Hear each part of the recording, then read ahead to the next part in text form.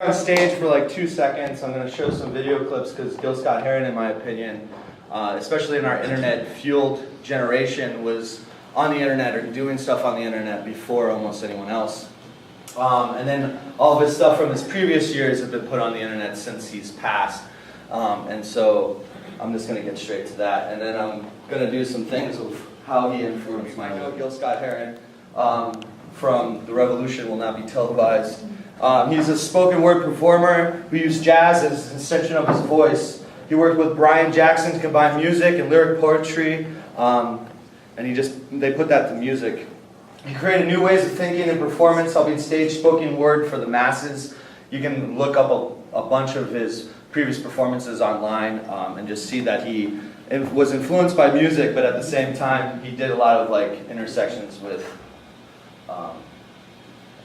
spoken word. In the 70s and 80s, right after the 4 big assassinations left the U.S. in a state of turmoil and unrest, Gil Scott Heron took to his work, his music, his community, and his writing as a way to involve new modes of thinking that would change generations to come. In the 90s, when I was coming of age musically, I saw the fingers pointed back to Gil Scott Heron in his work. Mos Def, Prince Paul, Q-Tip, Black Thought, Common, and so many others gave love. Now even Wikipedia says that Gil Scott Heron is the godfather of hip-hop. I think so too, so it must be true. Yeah. As the internet caught up with user consumption, by the turn of the new century, I was able to watch Gil Scott Heron's videos and download his tracks. His influence in my writing comes from seeing my own world the way it is and seeing myself get caught up in it. The 70s repetition era is also a major influence in my writing, and the era used repetition to give their writing an attitude and then add a persona of its own. The final influence over me is the use of list, which adds to repetition, being like a kick drum and a steady beat. In the time of assassination, Gil Scott Heron expressed himself and how things were. He saw and he spoke up. He inspired the last several generations and more to come, and that will still find roots in personal expression and civic duty. And then a side note, he always writes in the witching hour, which is like, from, some people have it different, but my witching hour is like 3 to 4. So just keep that in mind. This was just like a couple tracks of this.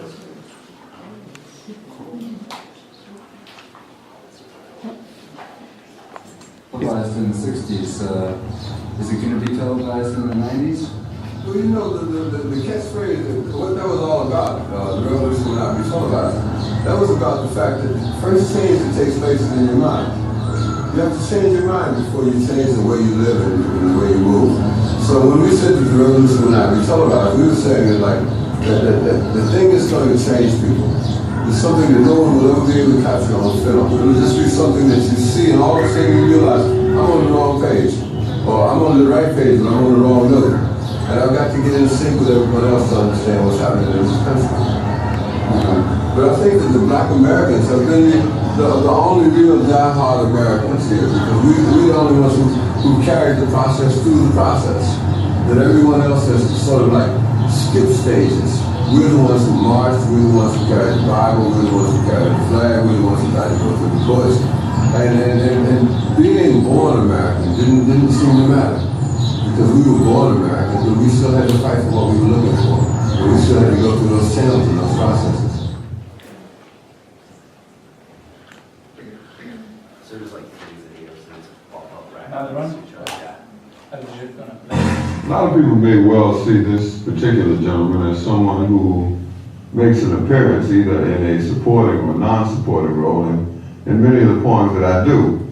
The truth is that the politics that we discuss is not partisan politics in terms of Democrat or Republican. I am a member of the Common Sense Party. And for the longest count of time, I have felt as though people who said that they did not care anything about politics or were not interested in it were making a political statement in and of itself.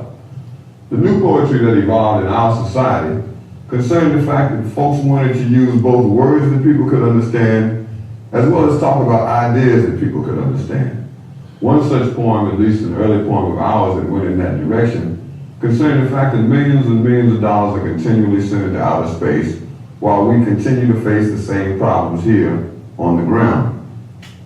Poem said, a rat done bit my sister Nell with Whitey on the moon, and her face and arms began to swell, and Whitey's on the moon. I can't pay no doctor bills, but Whitey's on the moon. 10 years from now, I'll be paying still while Whitey's on the moon. You know the man just upped my rent last night? Because Whitey's on the moon. No hot water, no toilets, and no lights, but Whitey's on the moon. I wonder why he's upping me. Because Whitey's on the moon? I was already giving him $50 a week, and now Whitey's on the moon. Taxes taking my whole damn check, the junkies taking my niggas rent. The price of food is going up. And as if all that crap wasn't enough, a rat then bit my sister Nell. With Whitey on the moon, her face and arms began to swell, and Whitey's on the moon. Was all that money I made last year for Whitey on the moon? How come I ain't got no money here? Whitey's on the moon. You know, I just about had my fill of Whitey on the moon. I think I'll send these doctor bills, air mail special, to Whitey on the moon.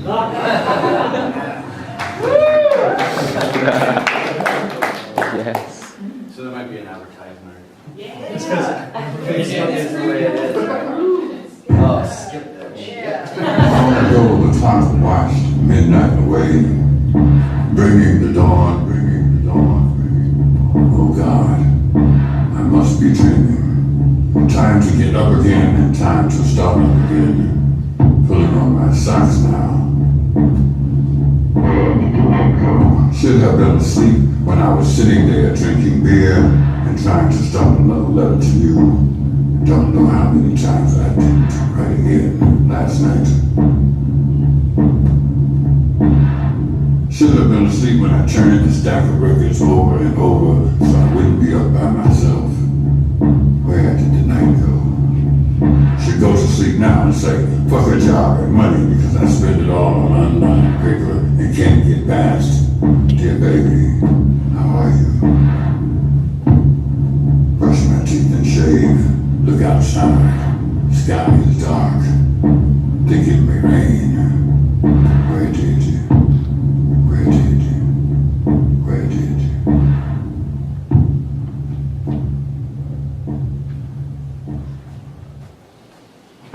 The revolution wasn't televised in the 60s. Is it going to be televised? So I get to follow that. So in that last one you heard, there was a line in it that really struck me when I was writing. I was under the influence, obviously. Two ways. I was under Gil Scott's influence, like I think I mostly am. And then I was under the influence, obviously. And then also I had been applying for jobs and couldn't get any jobs. And so I wrote this for that. And there's a line he said, "Oh God, I must be dreaming," and I stole that. That's the title piece. Oh God, I must be dreaming. When I wake up, it'll be too lazy for someone my age, and the beer isn't helping. Must be the late hour. I just can't say.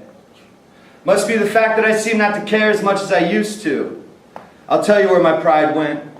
To my quiet lungs, my wasted cells, my tired hands. Must be how I think I'm lucky to have the consideration of a small paycheck, of time traded, of knowing my place. Must be given in because I don't see enough. I'm shutting down, showing my circuits. Must be living in an expensive lie, one where shelter, water, and food come with complex debt. Must be the fact that I had another dream, one where if I worked hard, I'd be at least pensioned when I'm 70. Ooh. Must be how I wanted to be what society wants. How much more conforming can I do when there's only so much money to go around? When a few can afford to buy my time cheap, I can afford to kill these beers on credit. Must be. Must be easy to have a legacy, to see success, to be on to something. I have to keep in mind that I can't deliver lines one after another without really learning myself. No matter what I say, I know the records of my past are faded like the sun battling the horizon for breath. Don't matter now how I go about it. Not in my future, I'm a sucker for listening. Must be how I get to watch my whole generation get left behind. Must be because I don't work hard enough. Or maybe it only matters if you think so. Burn me to the ground. I was all I'll ever be. Thank you.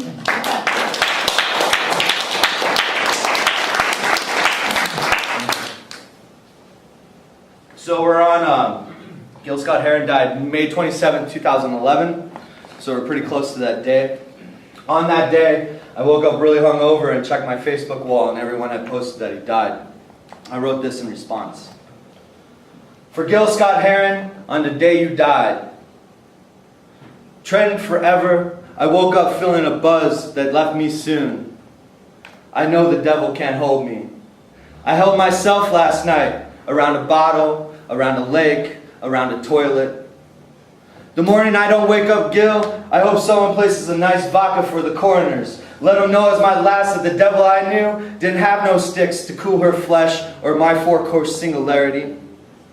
I knew a fight worth leaving. And let the devil know it's the ground holding us down.